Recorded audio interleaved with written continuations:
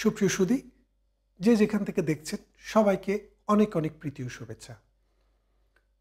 আজকে আমি রোমে বেড়াতে এসেছিলাম, ইতালির রাজধানী রোম। এই রোমে এসে আমি এখানকার অনেক বাঙালির সাথে কথা বললাম। বিশেষ করে কুমিল্লা অঞ্চল, আমার যে অঞ্চল, সেখানকার মানুষ, আরও বিশেষ করে বলতে গেলে নাঙ্গলকোটের যারা প্রবাসী বাঙালি আছেন, তাদের একটি বোধ সভায় আমি অংশগ্রহণ করেছিলাম। তো আমাদের সভা পূর্ববর্তী সময়ে অনেকের সাথে কথা হলো, যারা একসময় ঢাকা বিশ্ববিদ্যালয়, চিটাগং বিশ্ববিদ্যালয়, রাজশাহী বিশ্ববিদ্যালয়ে পড়াশোনা করেছেন, জীবনের সন্ধানে পৃথিবীর নানান প্রান্তে তারা ছুটে বেড়াচ্ছেন। তাদের মধ্যে ইতালিতেও কিন্তু আমাদের একটা বিশাল বড় কমিউনিটি আছে। প্রায় ৩ লক্ষের মতো মানুষ ইতালিতে, কেউ নাগরিক, কেউ সেটেল, কেউ এখনও নাগরিকও হননি, সেটেলও হননি, জীবনের সন্ধানে এখানে বসবাস করছেন, চাকরি করছেন, ব্যবসা করছেন। তারা কিন্তু বাংলাদেশ নিয়ে ভাবেন, বাংলাদেশ নিয়ে চিন্তা করেন, বাংলাদেশের রাজনীতি, বাংলাদেশের সমাজ, অর্থনীতি কোন দিকে যাচ্ছে সেটা নিয়ে কিন্তু তারা খুবই কনসার্ন থাকেন। তো তাদের সাথে কথা বলি, যেটা বুঝলাম, তাদের সাথে বাংলাদেশের বর্তমান রাজনৈতিক পরিস্থিতি নিয়ে কথা বললাম। যেহেতু রাজনৈতিক বিষয় নিয়ে আমি প্রতিনিয়ত কন্টেন্ট তৈরি করি, আমার একটি রাজনৈতিক পথ আছে, একটি আদর্শ আছে, একটি পথ আছে। সেই জন্য যেখানেই যাই, বলে না ডেকি স্বর্গে গেলেও নাকি বাড়া বানে, ঠিক তেমনি ইতালিতে এসেও আমি জানতে চেষ্টা করলাম মানুষ স্বদেশ ভাবনাটা তাদের কেমন বর্তমান পরিস্থিতিতে, অর্থাৎ আজকে বাংলাদেশ যেখানে আছে এই জায়গায় থেকে বাংলাদেশের মানুষরা পৃথিবীর বিভিন্ন জায়গায় থেকে কিভাবে ভাবছে। এই রোম শহরে আমি যেটা দেখলাম, বড় মর্মান্তিক মানুষের জীবন। একটি ছেলে বলছে যে আমি আজকে দীর্ঘদিন রোমে থাকি, এই রোমে থেকেই আমি অর্থকরী কিছু টাকা ইনকাম করেছি, সেটা দিয়ে বাংলাদেশে দোকান করেছি, ব্যবসা প্রতিষ্ঠান করেছি, বাড়িঘর করেছি। বলে যে আমি গত 10 বছরের মধ্যে কোনো সময়ে 1 মাসও একটানা গিয়ে বাংলাদেশে থাকিনি। আমি আওয়ামী লীগের রাজনীতি করি, কিন্তু আমি বাংলাদেশের কোনো দলীয় রাজনীতিতে অংশগ্রহণ করার কোনো সুযোগ আমার ছিল না, যেহেতু আমি বিদেশে ছিলাম। কিন্তু এবার আমার বাড়িটি ভাঙা হয়েছে, আমার ব্যবসা প্রতিষ্ঠানটি ভাঙা হয়েছে। এবং তিনি দুঃখ করে বললেন যে যেই সব মানুষকে তিনি অনেক সাহায্য সহযোগিতাও করেছেন, তারাও তার বাড়ি ভাঙাতে অংশ নিয়েছে, তার ব্যবসা প্রতিষ্ঠান ভাঙাতে অংশ নিয়েছে। এখন তিনি বললেন যে বাংলাদেশে আর আমি, উনি বললেন যে ইতালিতে থাকি, কিন্তু বাংলাদেশকে আমি আমার নিজের দেশ হিসেবে ওখানেই আমি ইনভেস্ট করতাম, এখান থেকে টাকা ইনকাম করে বাংলাদেশেই আমি বিভিন্ন কাজে কর্মে লাগিয়েছি, কিন্তু এখন থেকে আমরা আর বাংলাদেশে টাকা ইনভেস্টমেন্ট করব না। কেন করব না? কারণ আজকে আওয়ামী লীগ ক্ষমতার থেকে যাওয়ার পর আওয়ামী বাবাপন্ন, আওয়ামী ঘরানার মানুষের ঘরবাড়ি যেভাবে জ্বালিয়ে দেওয়া হয়েছে, ব্যবসা প্রতিষ্ঠান যেভাবে লুণ্ঠন করা হয়েছে, অগ্নিসংযোগ করা হয়েছে, মিথ্যা মামলা দেওয়া হয়েছে, তাদের বড় বড় শিল্প প্রতিষ্ঠানকে যেভাবে আক্রমণ করা হয়েছে, দিন যখন বদল হবে, দিন তো বদল হবেই, আপনি চান আর না চান, আপনি বিশ্বাস করেন বা না করেন, দিন বদল হবেই।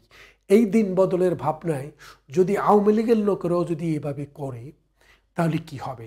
এবং মজার ব্যাপার হচ্ছে, এখানে থাকেন কিছু বিএনপি এবং অন্যান্য ঘরানার মানুষ যারা রাজনীতি করেন না, তারাও বলছেন যে আমরাও কিন্তু এখন বাংলাদেশে ইনভেস্ট করতে ভয় পাচ্ছি। কারণ আজকে আওয়ামী লীগের উপরে যা করা হলো, যদি কালকে যদি আওয়ামী লীগ আবার ক্ষমতা আসে, তাহলে বিএনপি, জামাত বা অন্য ঘরানার মানুষের উপরে হবে না, এটার তো নিশ্চয়তা কেউ দিতে পারবে না। তাহলে এটা কেন হলো? এটা কেন হওয়া দরকার ছিল? কারণ ডক্টর ইউনূস এটা চেয়েছেন বলেই এটা হয়েছে। আপনি একটা জিনিস খেয়াল করেন, ডক্টর ইউনূস সেদিন একটা পদত্যাগের নাটক করলেন। কি বললেন? তোমরা যদি ঠান্ডা না হও, শান্ত না হয়, তাহলে আমি পদত্যাগ করব। কিসের জন্য? যখন 32 নাম্বার ভাঙা হয়, 47 জন মন্ত্রীর বাসায় একসাথে বুলডেজার চালানো হয়, মানুষকে রাস্তায় মব করা হয়, আওয়ামী লীগের মন্ত্রী এমপিদের ব্যবসা প্রতিষ্ঠানে, শিল্প প্রতিষ্ঠানে আগুন লাগিয়ে দেওয়া হয়, তখন কিন্তু ডক্টর ইউনূস পদত্যাগের কথাও বলেননি এবং তাদেরকে শান্ত হতেও বলেননি। রাষ্ট্র একটা স্টেটমেন্ট পর্যন্ত দেয়নি, বরং এই ক্রিমিনালিটিকে ডক্টর ইউনূস প্রশ্রয় দিয়েছে। ডক্টর ইউনূসের প্রশ্রয় থেকে বাংলাদেশটিকে এমন একটা জায়গায় নিয়ে গেছে যেটা সোমালিয়ায় ছিল। যেটা ওই যেখানে যুদ্ধবিধ্বস্ত দেশ সিরিয়ায় ছিল, লেবাননে ছিল, যেটা ইসরায়েল এবং প্যালেস্টাইনের যুদ্ধ যেখানে চলছে সেখানে ছিল, বাংলাদেশ এরকম ছিল না। এই বাংলাদেশকে যুদ্ধক্ষেত্রে পরিণত করেছে প্রতিপক্ষের ঘর বাড়ি ব্যবসা প্রতিষ্ঠান জীবন ধ্বংসের বীজ এই ডক্টর ইউনূস বপন করেছে। যিনি শান্তিতে নোবেল পেয়েছেন তাকে অশান্তিতেও একটি নোবেল দেওয়া প্রয়োজন বলে আমরা মনে করি। এখন দেখেন বাংলাদেশের যে বিদেশিদের কাছে এই ভাবমূর্তি, বাংলাদেশের মানুষ যদি আপনি 17 কোটি 18 কোটি ধরেন, এই 18 কোটি মানুষের মধ্যে 1.5 থেকে 2 কোটি মানুষ বিদেশে থাকে। Britain, America, Australia, Canada, New Zealand, Italy, France, Germany এইরকম রাষ্ট্রে অসংখ্য মানুষ থাকে। আর মিডল ইস্টে তো আমাদের কর্মী ভাইরা আছেই, Dubai, Bahrain, Kuwait, Oman, Abu Dhabi, এই অঞ্চলটা জুড়ে আমাদের কিন্তু সৌদি আরব সহ বেশ বড় একটা জনগোষ্ঠী বিদেশে থাকে। এখন মিডল ইস্টে যারা থাকে তারা যেহেতু ওখানে সেটেলমেন্টের সুযোগটা কম, যার কারণে এরা পুরোপুরি বাংলাদেশের প্রতিপকাশ থাকে।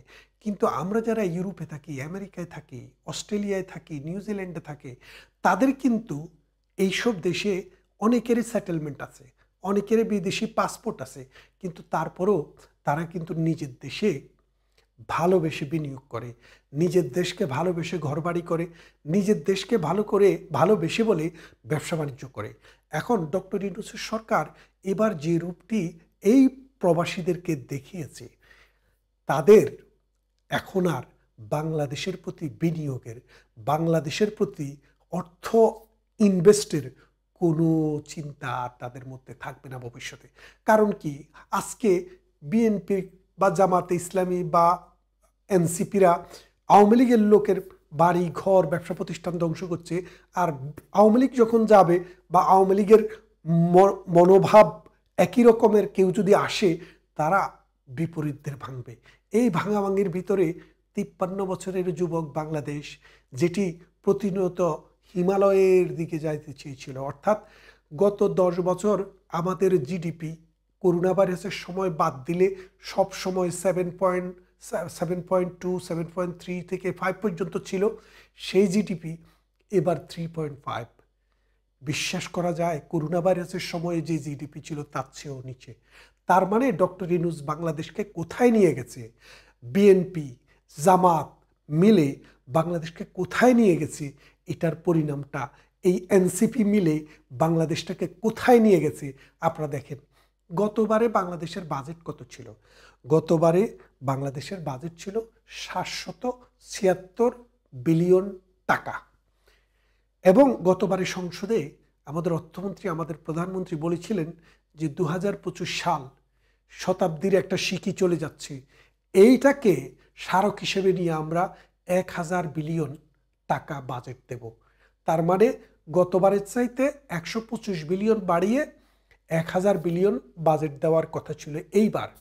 এখন দেখেন 776 থেকে 1000 বিলিয়ন আমাদের বাজেট হওয়ার কথা, 225 বাড়িয়ে 1000 বিলিয়ন করার কথা ছিল। কিন্তু এবার সরকার যে পূর্বাভাস দিয়েছে তাদের বাজেটটি হবে 625 বিলিয়নের। তার মানে গতবারের চাইতেও আরও 100 বিলিয়ন, 150 বিলিয়ন কমে যাবে। তার মানে কি, যে দেশের অর্থনীতির চাকা পৃথিবীর টপ 10-এর মধ্যে বাংলাদেশ ছিল, উন্নয়নশীল বিশ্বে প্রথম 5টি দেশের মধ্যে বাংলাদেশের নাম ছিল, সেই বাংলাদেশ এখন 5 তো দূরের কথা 10-এর মধ্যেও আর থাকতে পারবে না। 15-র মধ্যে থাকতে পারবে কিনা সেটাও সন্দেহ। 20-এর মধ্যেও থাকা সম্ভব হবে বলে আমি মনে করি না। তাহলে আপনি বাজেট 600 থেকে 1000 যদি আপনি মাইনাস করেন, তাহলে দেখবেন যে প্রায় 400 বিলিয়ন আপনার বাজেট কমে যাচ্ছে। তো বাজেট কমে যাওয়া মানে আপনার উন্নয়ন কমে যাবে। আপনার বাজেট কমে যাওয়া মানে রাস্তাঘাট, কালভার্ট, সেতু, মসজিদ, মুক্তব, মন্দির, স্কুল, কলেজ, বিশ্ববিদ্যালয়, হাসপাতাল, সরাইখানা, এগুলার অনুদান অটোমেটিক কমে যাবে। বয়স্ক ভাতা কমে যাবে, বিধবা ভাতা কমে যাবে। তারপরে আপনার যে আমাদের বিভিন্ন সামাজিক কর্মকাণ্ডে যে অনুদান দেওয়া হয় সেটা কমে যাবে। এর ফলে প্রান্তিক লেভেলের মানুষ যারা সরকারের এসব কর্মকাণ্ডের উপরে ভিত্তি করে তাদের জীবিকা নির্বাহ করে, তাদের জীবন আস্তে আস্তে নিচের দিকে চলে যাবে। এই 9 মাসে ডক্টর ইউনূস প্রায় 18 লক্ষ মানুষকে দরিদ্র সীমার নিচে নিয়ে গেছে। কারণ প্রতিনিয়ত বাংলাদেশের দরিদ্র সীমার নিচ থেকে মানুষ উঠে আসছিল, কিন্তু ডক্টর ইউনূস আসার পর সেই মানুষ আবার পুনরায় দরিদ্র হতে শুরু করেছে। আপনারা জানেন, বাংলাদেশের কবি শামসুর রহমান অনেক আগে একটি কবিতা লিখেছিলেন যে শতযুগের ঘন আদার গায়ে আজও আছে, সেই আদারে মানুষগুলো লড়াই করে বাঁচে। এই লড়াই করা মানুষরা শতযুগের যে গণ আদার, সেই আদার দূর করেছিলেন জননেত্রী শেখ হাসিনার নেতৃত্বে যেই সরকার ক্ষমতায় ছিল। 15 বছরে বাংলাদেশে শতভাগ গ্রামে বিদ্যুতায়ন করেছেন। প্রত্যেকটি গ্রামে স্কুল, প্রত্যেকটি থানায় কলেজ, প্রত্যেকটি ইউনিয়নে কলেজ, প্রত্যেকটি জেলায় বিশ্ববিদ্যালয় এবং প্রত্যেকটি জেলায় একটি করে মেডিকেল কলেজ করার চেষ্টা করেছিলেন।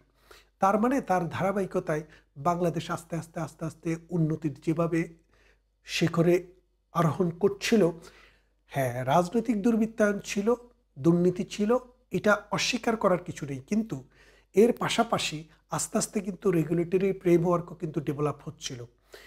উন্নয়নশীল বিশ্বে শুধু বাংলাদেশ নয়, পৃথিবীর যেই কোনো উন্নয়নশীল বিশ্বে যখন উন্নয়নের গতি দ্বারা সামনের দিকে যায়, তখন কিন্তু সুযোগ সন্ধানীরা বিভিন্ন পাকপোকর টোকাইতে থাকে, খোঁজ করতে থাকে। এর ফলে দুর্নীতিও কিন্তু সমহারে বাড়তে থাকে। একটা পর্যায়ে যায় কিন্তু সেটা আস্তে আস্তে হ্রাস পায়। তো বাংলাদেশ এখন কিন্তু প্রথম পেজে ছিল, দ্বিতীয় পেজে যাওয়ার আগে বাংলাদেশকে কবর দেওয়া হলো। ডক্টর ইউনূসের নেতৃত্বে এই সরকার এসে প্রথমেই আমাদের বাজেট কমিয়ে দেওয়া হলো। আমি যদি বলি এইবারে বাজেট হওয়ার কথা ছিল 1000 বিলিয়ন, সেই জায়গায় হবে 625 বিলিয়ন, তাহলে 375 বিলিয়ন কিন্তু বাজেট কমে গেল। এখন প্রান্তিক লেভেলের মানুষ, উন্নয়নশীলতার ধারায় যাদেরকে আমাদের বাজেট দেওয়ার কথা ছিল, যাদের হাতে অর্থ দেওয়ার কথা ছিল, যাদের জীবনমান পরিবর্তন করার কথা ছিল, তারা কিন্তু আবার ছিটকে পড়ে গেল। যে দারিদ্র্যের কষাঘাতে তারা নিষ্পেষিত হয়েছিল, যেই পাঞ্চঞ্চল যৌবন নিষ্পেষিত হয়েছিল, সেই মানুষ আবার নিষ্পেষণের জায়গায় চলে গেল। যাদের স্বপ্ন ছিল তাদের স্বপ্ন চুরমার হয়ে গেল। এখন আমরা কি দেখছি? বাংলাদেশ আওয়ামী লীগের মতো একটি দলকে ব্যান্ড করার চেষ্টা করা হচ্ছে। যদি বাংলাদেশ আওয়ামী লীগকে ব্যান্ড করা হয়, বাংলাদেশে একটি গৃহযুদ্ধ অনিবার্য হয়ে দাঁড়াবে। এটা তারা আগেই জানতেন। তার জন্য মাহফুজ বলেছিল না, একটি গৃহযুদ্ধের জন্য অপেক্ষা। হ্যাঁ, গৃহযুদ্ধ হবে। সেই গৃহযুদ্ধে কারা জিতবে আমরা এখনো জানি না, কিন্তু কেউ না কেউ জিতবে। যারা জিতবে আর যারা হারবে, তাদের দুইটা গোষ্ঠীকেই, দুইটা গ্রুপকেই এই বাংলাদেশেই থাকতে হবে। কারণ America, Britain, Canada, Australia, Bharat, Pakistan বসে নেই আপনাদেরকে হেলিকপ্টারে করে, উড়োজাহাজে করে নিয়ে ওই দেশে যেতে। তাই যুদ্ধ নয়, এই দেশকে যদি শান্তির দিকে নিয়ে যেতে হয়, এই দেশকে যদি সত্যিকারের উন্নয়নের দিকে নিয়ে যেতে হয়, তাহলে রাজনীতি করতে হবে মানুষের চিন্তা এবং চেতনাকে লালন করে। তারা এখন যেটা করছে, এটা হচ্ছে প্রতিহিংসার রাজনীতি, ধ্বংসের রাজনীতি, সৃষ্টির রাজনীতি নয়। এই ধ্বংসের রাজনীতি বাংলাদেশকে কখনো শান্তি দেবে না, বাংলাদেশকে কখনো উন্নয়নের দিকে দেবে না। ডক্টর ইউনূস আমেরিকার যে দালালি করার জন্য বাংলাদেশের ক্ষমতায় বসছে, দক্ষিণ পূর্ব এশিয়ার ভেতরে এই বঙ্গোপসাগরে আমেরিকাকে নৌবহর আনার সুযোগ করে দিবে, একটি ডিপ সিতে একটি সি পোর্ট করার সুযোগ করে দিবে, এবং ওই বার্মার ওখানে আরাকানে একটি নতুন রাষ্ট্র করে আমেরিকার একটি বাফার স্টেট করার চেষ্টা করা হবে। আমরা যারা বাঙালি, আমরা যারা এই বাংলাদেশের ভূখণ্ডের মালিক, যারা আমরা এই ভূখণ্ডে বড় হয়েছি, তাদেরকে আজ সোচ্চার হতে হবে। ডক্টর ইউনূস কোনোভাবেই যেন আমাদের এই দক্ষিণ পূর্ব এশিয়াকে অশান্ত করতে না পারে, আমেরিকাকে যেন এখানে এনে ঘাঁটি না দিতে পারে, যেন প্রতিবেশীদের সাথে আমাদের সম্পর্ক ধ্বংস না হয়, আমরা যেন আবার আমাদের অর্থনীতির চাকাকে সামনের দিকে নিয়ে যেতে পারি। সেই জন্য সকলকে সচেতন হওয়ার আহ্বান জানাচ্ছি। আসুন আমরা বাংলাদেশের সব মানুষ মিলে শান্তির রাজনীতি করি, স্থিতিশীলতার রাজনীতি করি, বাংলাদেশকে অগ্রগতির দিকে নিয়ে যাওয়ার রাজনীতি করি। প্রতিহিংসা নয়, রক্ত নয়। আমরা ৭১ যুদ্ধ করেছি পাকিস্তানের বিরুদ্ধে, সেটা আমাদের উপরে চাপিয়ে দেওয়া হয়েছিল, সেই যুদ্ধ আমরা পাকিস্তান গিয়ে শুরু করিনি, আমাদের দেশে এসে পাকিস্তান শুরু করেছিল। আমরা সময়ের প্রয়োজনে বাধ্য হয়েছিলাম সেই যুদ্ধ করতে এবং সেই যুদ্ধে আমরা জয়ী হয়েছিলাম। আমাদের পাশে ছিল আমাদের প্রতিবেশী ভারত, আমাদেরকে সাহায্য করেছে। কিন্তু এবার যদি আবার যুদ্ধ হয়, সেই যুদ্ধের জন্য বাঙালি কি প্রস্তুত? বাংলাদেশের মানুষ কি প্রস্তুত? এই উন্নয়নশীল রাষ্ট্রটি কি অ্যাফোর্ড করতে পারবে সেই যুদ্ধ? আশা করি এই বিষয়গুলো আপনারা একটু ভাববেন। সবাইকে অনেক অনেক ধন্যবাদ এবং অন্য কোনো বিষয় নিয়ে আবার অন্য কোনো ভিডিওয়ে আপনাদের সাথে কথা হবে। ততক্ষণ ভালো থাকুন, সুস্থ থাকুন।